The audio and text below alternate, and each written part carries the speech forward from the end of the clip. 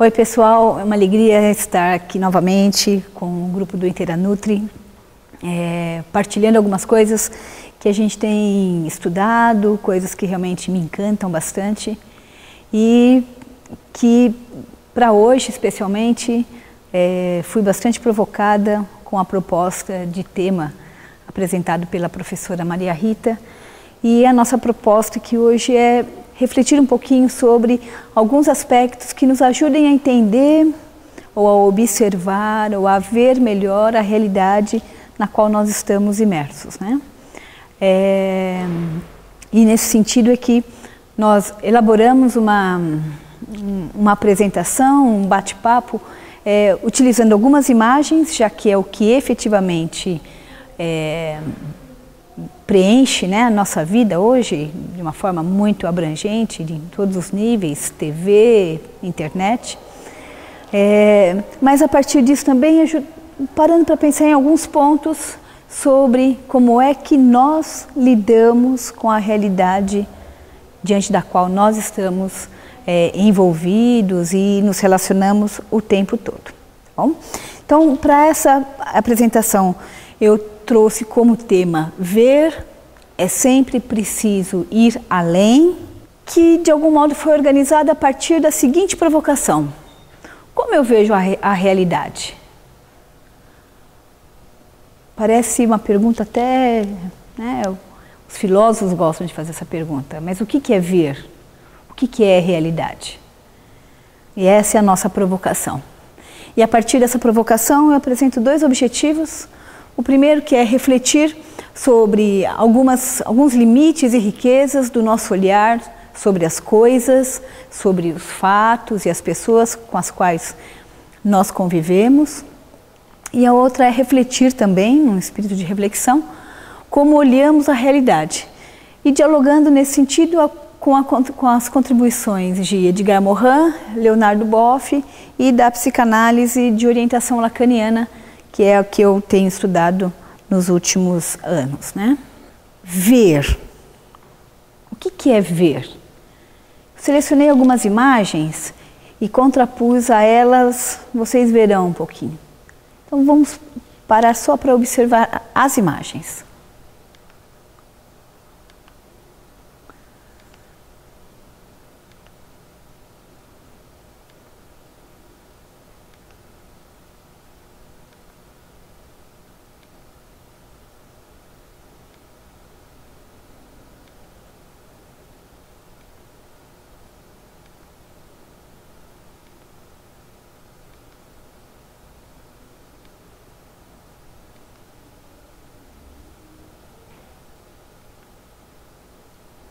O que é ver?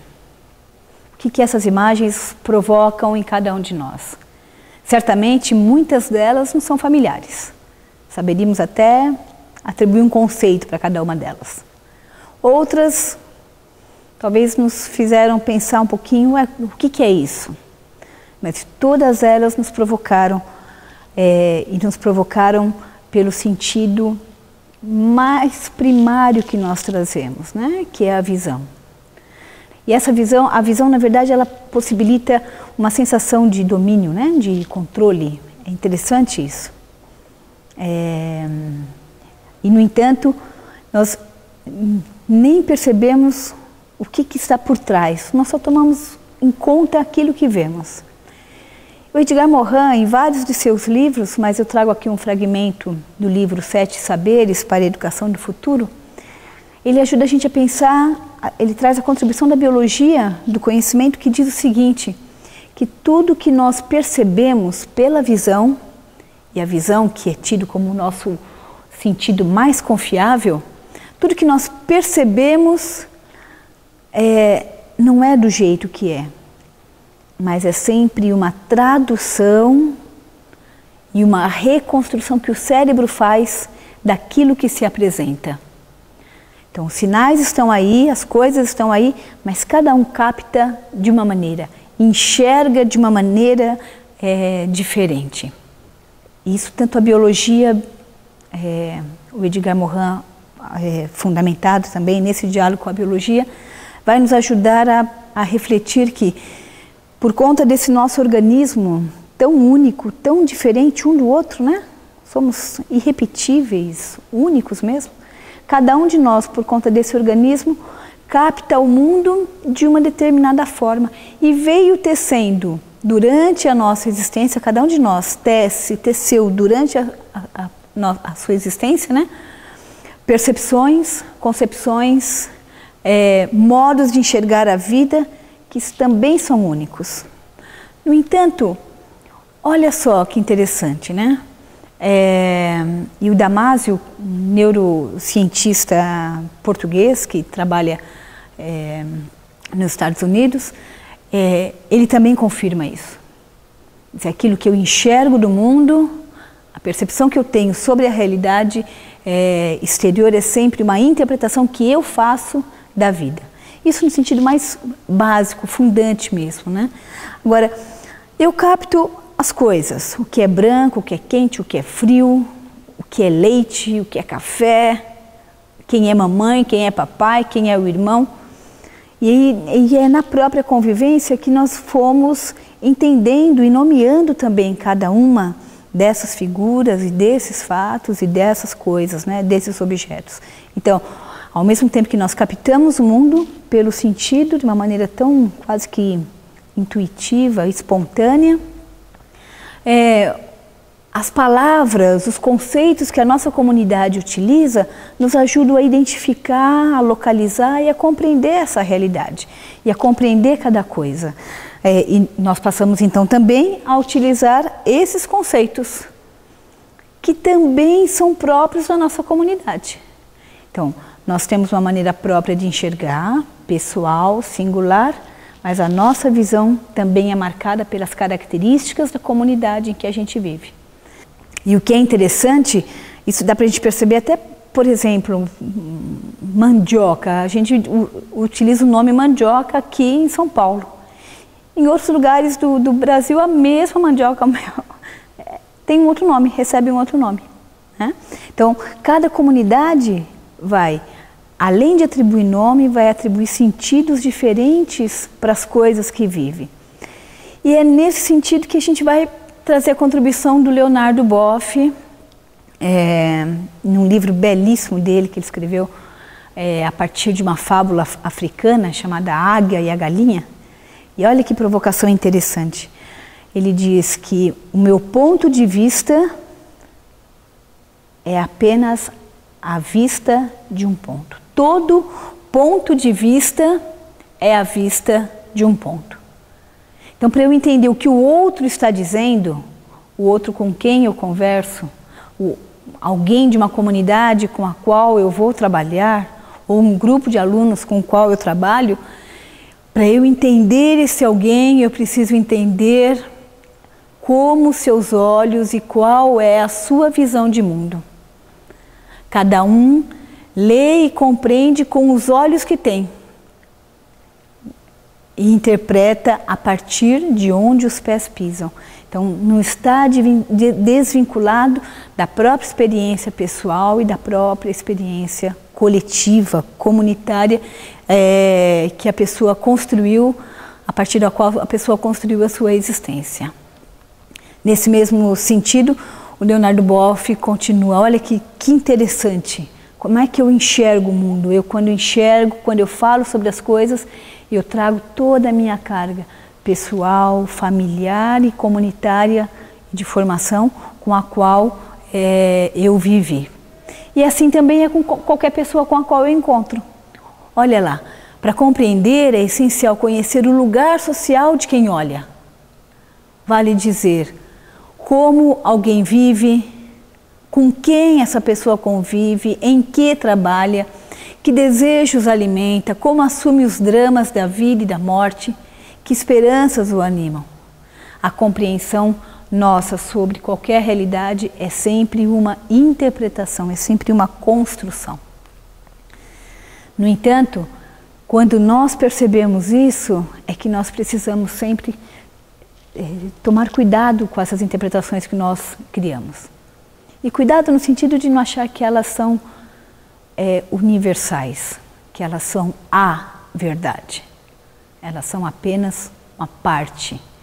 Elas nos ajudam, sem dúvida, tem elementos que nos ajudam a viver e a nos relacionar, mas elas são sempre uma parte. São recortes, são elaborações que cada um trouxe, o que cada grupo trouxe, e por isso a importância do diálogo e da escuta a outras visões e a outras interpretações que ampliam a minha.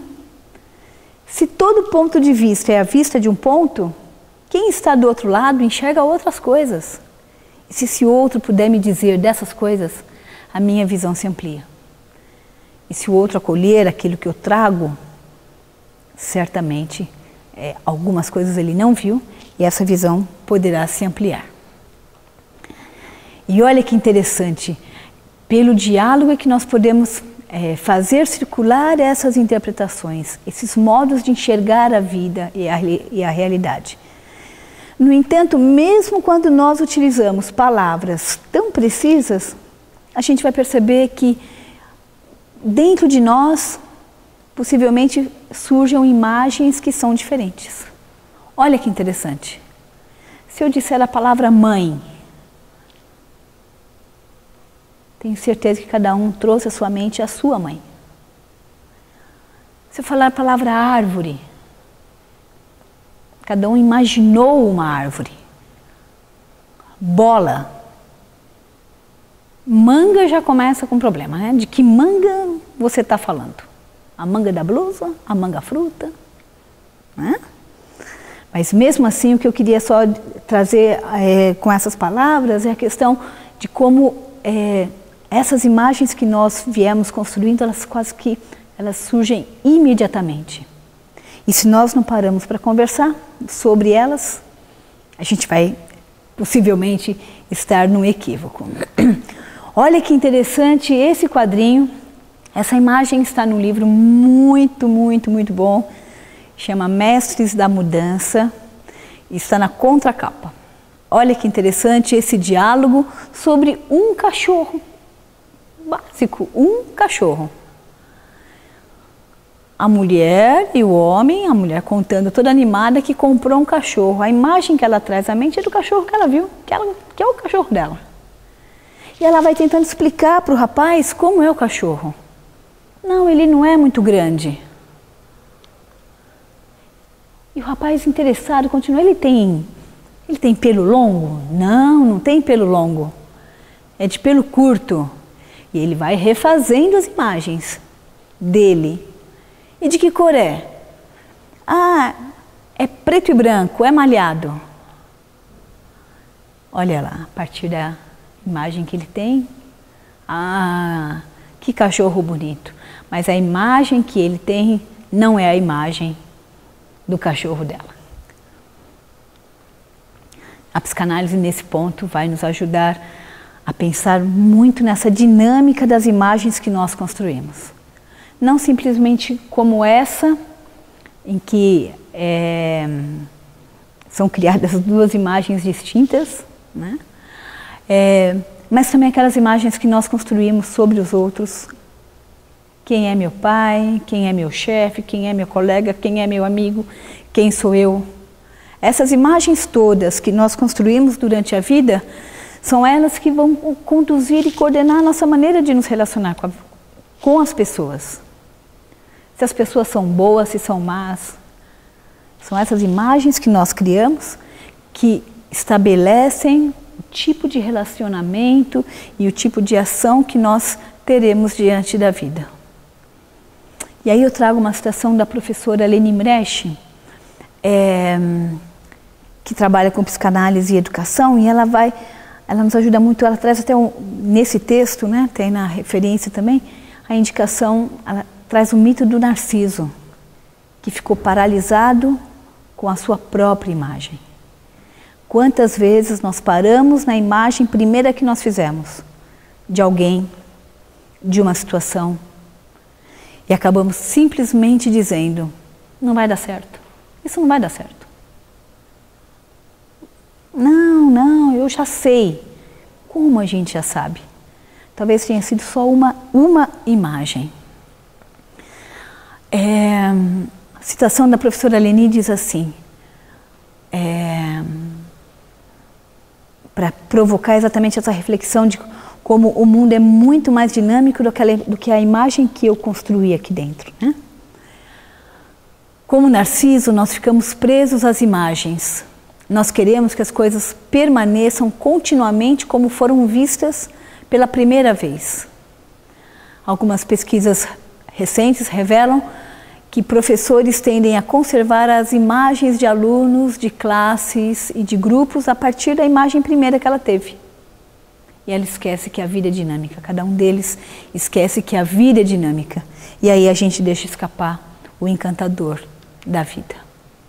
Nesse sentido, a dica que fica para a gente, diante de qualquer situação e do nosso trabalho, é para que, sim, nós possamos reconhecer a contribuição que as nossas percepções e concepções trazem sobre a realidade. Sim, nós temos o que contribuir com os outros. Vivemos muitas coisas que contribuem certamente, mas a gente não pode parar nelas. É preciso ir além.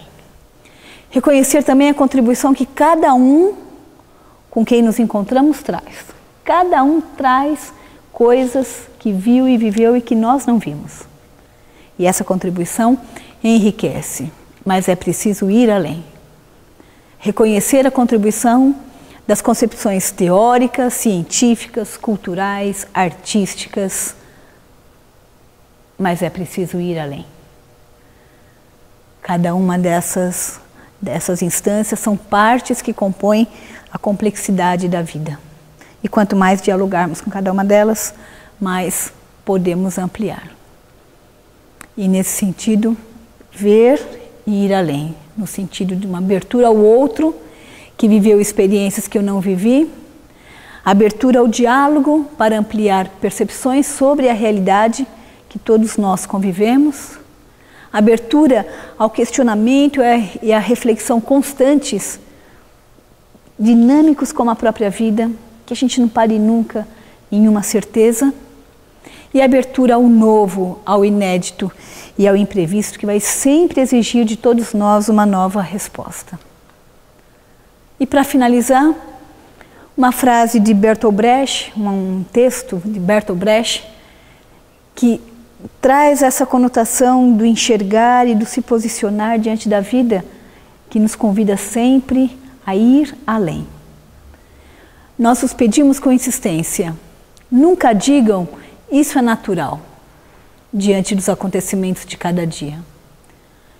Numa época em que reina a confusão, em que corre o sangue, em que o arbitrário tem força de lei, em que a humanidade se desumaniza, não digam nunca isso é natural, a fim de que nada se passe por imutável. O convite a ver, o convite a ver traz a convocação para que nós reconheçamos a dinâmica própria da vida. Ver, depois vocês vão poder observar direitinho essa imagem. Ver e contemplar a vida. E aqui algumas sugestões de leitura para que a gente, onde estivermos, assumamos o que trouxemos para aquele momento, mas sempre nos deslocando para procurar outros pontos de vista. Penso que é isso. Obrigada.